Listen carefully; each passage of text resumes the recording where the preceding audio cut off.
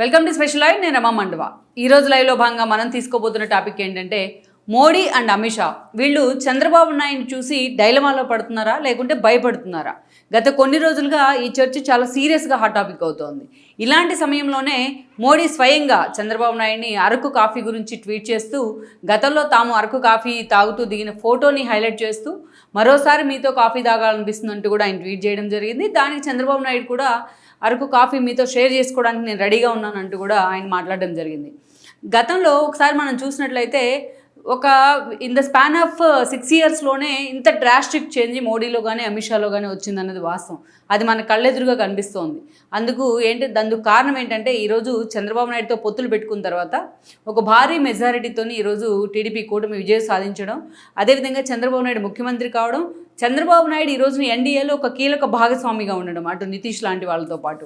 అందుకే ఈ రోజున ఆ స్థాయిలో మోడీ అండ్ అమిత్ షా ఇద్దరు కూడా చంద్రబాబు నాయుడు మీద ఫోకస్ పెట్టారన్న చర్చ జరుగుతోంది. గతంలో మనం చూసినట్లయితే కూడా చంద్రబాబు నాయుడుతో పొత్తులు పెట్టుకుని వాళ్ళు ఎన్నికలకు వెళ్ళినా బట్ విభజన హామీల మీదుగా వాళ్ళ మధ్య వచ్చిన ఒక డ్రిఫ్ట్ ఏదైతే ఉందో అది చాలా దూరం వెళ్ళింది.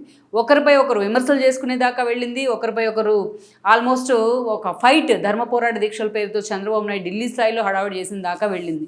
అలా ఆ స్థాయిలో వాళ్ళు ఫైట్ చేసుకున్న పరిస్థితి. అటు రాజకీయంగా విభేదించారు, ఇటు విభజన హామీల వేదికగా విభేదించారు. కేంద్రానికి రాష్ట్రానికి మధ్య ఒక ప్రచ్ఛన్న యుద్ధం జరిగింది అనుకోవాలి 2014 లాంటి పరిణామాల తర్వాత. అలాంటి సిచ్యువేషన్ నుంచి చంద్రబాబు నాయుడు కోరితే అపాయింట్మెంట్ కూడా ఇవన్నీ స్టేజ్ నుంచి అటు మోడీ కానీ అమిత్ షా కానీ ఈరోజు మాటకు ముందు చంద్రబాబు నాయుడిని ప్యాంపర్ చేసే విధంగా, చంద్రబాబు నాయుడిని ఆకాశానికి ఎత్తేసే విధంగా వాళ్ళిద్దరూ వ్యవహరిస్తున్న తీరు మాత్రం చాలామందిని ఆశ్చర్యంలో పడేస్తోంది. అందుకు కారణం ఏంటంటే ఏపీ ప్రజలు మొన్నటి ఎన్నికల్లో చంద్రబాబు నాయుడుకి అందించిన ఒక ఘనమైన విజయమే. సో అయితే ఈ రోజున ఆ స్థాయిలో వాళ్ళు ఫోకస్ పెడతానికి ఈ విజయం ఒక్కటే కాదు. ఈరోజు ఒకవైపు నితీష్, చంద్రబాబు నాయుడు ఇద్దరూ కూడా ఎన్డీఏలో కీలకమనుకుంటే నితీష్ ఏ స్థాయిలో మోడీ అండ్ అమిత్ షాని ఎప్పటికప్పుడు టెన్షన్ పెడుతూ వస్తున్నారో మనకు తెలిసిందే. మామూలుగానే బీహార్ రాజకీయాల వైపు నుంచి నితీష్కి అంత స్టెబిలిటీ లేదనే మాట ఎప్పటి నుంచో ఉంది. అది గత కొంతకాలంగా మనం చూస్తూ వచ్చాం. కొన్ని రోజులు తేజస్వి యాదవ్తో, ఇంకొన్ని రోజులు బీజేపీతో, ఇంకొన్ని రోజులు రాహుల్ గాంధీకి మద్దతుగా, అండ్ దాన్ని ఇప్పుడు మళ్ళీ తిరిగి బీజేపీతో, అలా ఆయనకు అవకాశం వచ్చినప్పుడల్లా పెద్ద అవకాశవాదిగా ఒక పేరుంది ఆయనకు. బట్ ఈరోజు చూస్తే అలాంటి నితీష్ అత్యంత కీలకంగా ఉన్నారు ఎన్డీఏలో. At the same time Chandrababu Naidu కూడా అత్యంత కీలకంగా ఉన్నారు.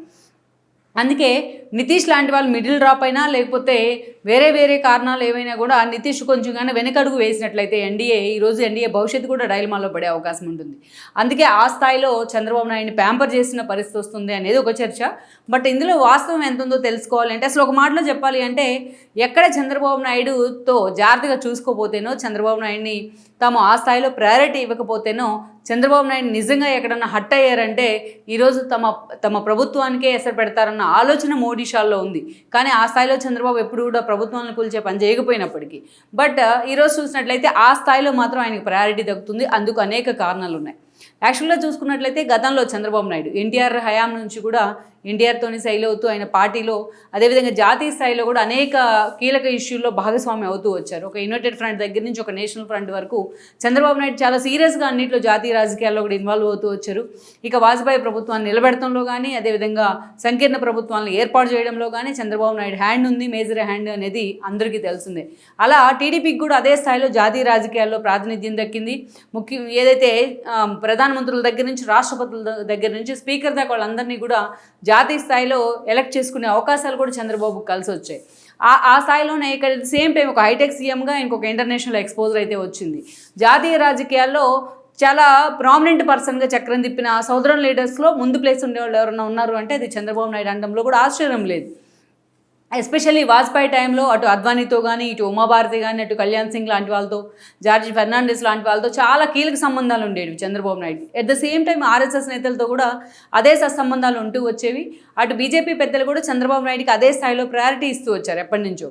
అయితే వేరే గుజరాత్ సీఎంగా మోడీ ఉన్న సమయంలో అప్పుడు అల్లర్లు జరగడం, ఆ అల్లర్లకు సంబంధించి మోడీని అరెస్ట్ చేయాలంటూ అప్పుడులో చంద్రబాబు నాయుడు చేసిన కామెంట్స్ అయితే మాత్రం మోడీకి అండ్ చంద్రబాబు నాయుడుకి మధ్య గ్యాప్ను పెంచాయనే చర్చ జరిగింది. అప్పటికి ఆ స్థాయిలో మోడీతో సత్సంబంధాలు అయితే లేవు చంద్రబాబు నాయుడుకి. ఒక మోడీ మీద స్పందించాల్సి వచ్చిన సమయంలో ఆయన ఒక స్పందించిన ఇష్యూ తప్ప పెద్దగా వాళ్ళిద్దరి మధ్య బయటపడి విమర్శలు చేసుకున్న సందర్భాల్లో పొలిటికల్గా ఎదురుగా నిలబడే సందర్భాలు లేవని చెప్పుకోవాలి.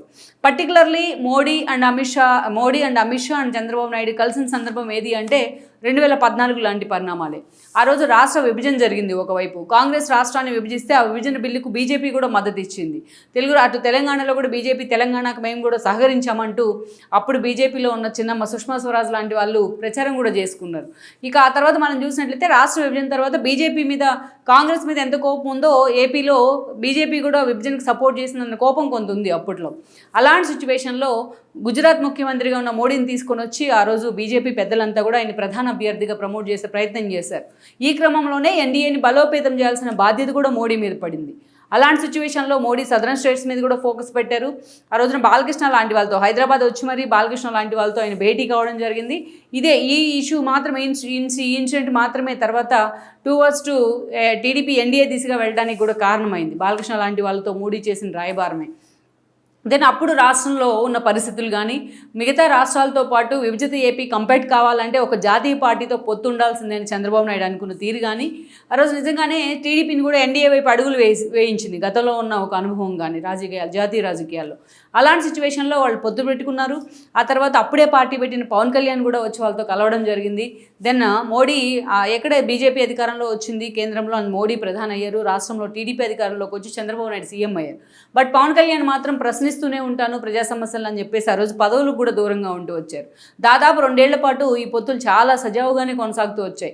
ఈవెన్ అశోక్ గజపతి రాజు, సుజనా చౌదరి కేంద్ర మంత్రి పదవులు తగ్గితే ఇక్కడ బీజేపీ నేతలు కామినేని లాంటి వాళ్ళకు, మాణిక్యాలరావు లాంటి వాళ్ళకు కూడా ఇక్కడ ఏదైతే రాష్ట్ర మంత్రి పదవులు కూడా దక్కాయి. ఆ స్థాయిలో సత్సంబంధాలు అయితే ఉండేటివి.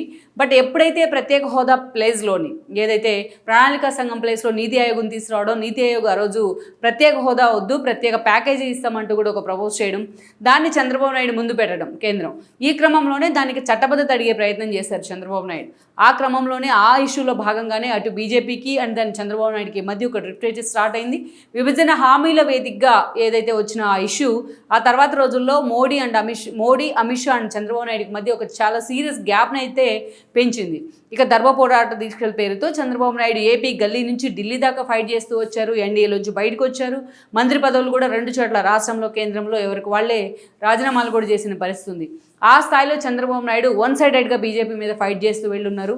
ఒక దశలో మోడీ అండ్ చంద్రబాబు నాయుడు పరస్పరం విమర్శలు కూడా చేసుకున్న సిచ్యువేషన్ అయితే ఉంది. ఇక అమిత్ షా లాంటి వాళ్ళు తిరుపతి వస్తే ప్రత్యేక హోదా కోరే వాళ్ళంతా ఆ రోజు 40 బెలూన్లు ఎగలేస్తే అది కూడా ఒక మైనస్గా చంద్రబాబు నాయుడు ఖాతాలో పడింది. ఎక్కడైతే వ్యాక్యూమ్ క్రియేట్ అయిందో బీజేపీ అండ్ దెన్ చంద్రబాబు నాయుడుకి మధ్య, ఆ వ్యాక్యూమ్లో వైఎస్ఆర్సీపీ పర్ఫెక్ట్గా సూట్ అయింది అనుకోవాలి. ఆ స్థాయిలో విజయసాయి రెడ్డి లాంటి వాళ్ళు ఆ రోజు లైనింగ్ చేయగలిగారు. దెన్ అలాంటి సిచ్యువేషన్లోనే మొత్తం ఆ రోజు తెలంగాణ ముందస్తు ఎన్నికల్లో చంద్రబాబు నాయుడు కాంగ్రెస్తో పొత్తులు పెట్టుకొని వెళ్ళడం, ఇలాంటివన్నీ కూడా కేసీఆర్ కూడా అనుకూలంగా ఆ ఇష్యూ తర్వాతే కేసీఆర్ రిటర్న్ గిఫ్ట్ పేరుతోని అటు బీజేపీని కలుపుకొని జగన్మోహన్ రెడ్డి సీఎం కావడంలో ఆ రోజు వీళ్ళందరూ తలా ఒక చెయ్యి వేశారనేది కూడా వాస్తవం. అందులో 100% వాస్తవమే అది. ఇక ఆ తర్వాత పరిణామాలు మనం చూస్తే చంద్రబాబు నాయుడు ఓడిన తర్వాత 23 సీట్లకే 2019 ఎన్నికల్లో పరిమితమైన తర్వాత ఎక్కడ బీజేపీని మోడీని అయితే టార్గెట్ చేయలేదు ఆయన. కేవలం ఏదైతే రాష్ట్రానికి సంబంధించిన ఇష్యూస్ మీద మాత్రమే ఫోకస్ పెట్టారు. జగన్మోహన్ రెడ్డి పరిపాలన టార్గెట్ చేస్తూనే ఆయన ఆ స్థాయిలోనే ఫోకస్ పెడుతూ వచ్చారని అనుకోవాలి. ఇక అప్పటి నుంచి కూడా దాదాపు 1 ఏడాది పరిపాలన సాగిన తర్వాత జగన్మోహన్ రెడ్డిది ఇక బీజేపీ కూడా జగన్మోహన్ రెడ్డిని ప్యాంపర్ చేస్తూనే ఉంది స్టార్టింగ్ నుంచి.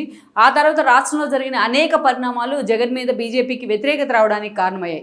జగన్మోహన్ రెడ్డి తెర మీద తీసుకొచ్చిన ఒక వెండెట్టా పాలిటిక్స్ కానీ, ప్రజావేదిక కూల్చివేత దగ్గర నుంచి మొదలైన ఆయన పరిపాలన కానీ, ఇక ప్రతి అంశాలు రాష్ట్రాన్ని అప్పులు పాలు చేసి కేంద్ర స్థాయిలో రాష్ట్రం పరువు తీస్తున్న ఇష్యూ కానీ, రివర్స్ టెండరింగ్ పేరుతోని ఏదైతే పవర్ పర్చేసెస్ అగ్రిమెంటు గత ప్రభుత్వ హయాంలో కుదుర్చుకున్నవి రద్దు చేయడం కానీ, సో జాతీయ స్థాయిలో ఆంధ్ర రాష్ట్ర పరువు తీస్తున్న పరిస్థితి అయితే ఏర్పడింది. ఇలాంటి ఇష్యూస్ కావచ్చు, క్రమక్రమంగా బీజేపీ నేతలు చేయించుకుంటున్న సర్వేలు కావచ్చు, ఎస్పెషల్లీ ఎమ్మెల్సీ ఎన్నికలు, పట్టభద్రుల ఎమ్మెల్సీ ఎన్నికలు కానీ, అదేవిధంగా ఎమ్మెల్యే కోటాల ఎమ్మెల్సీ ఎన్నికలు వైఎస్ఆర్సీపీకి వ్యతిరేకంగా ఏపీ ప్రజలు తీర్పు రావడం, ఈ పరిణామాలన్నిటి తర్వాత బీజేపీ అగ్రనేతలు చంద్రబాబు నాయుడు చూసే యాటిట్యూడ్లో మార్పు వచ్చింది, వాళ్ళ చూపులో కూడా మార్పు వచ్చింది.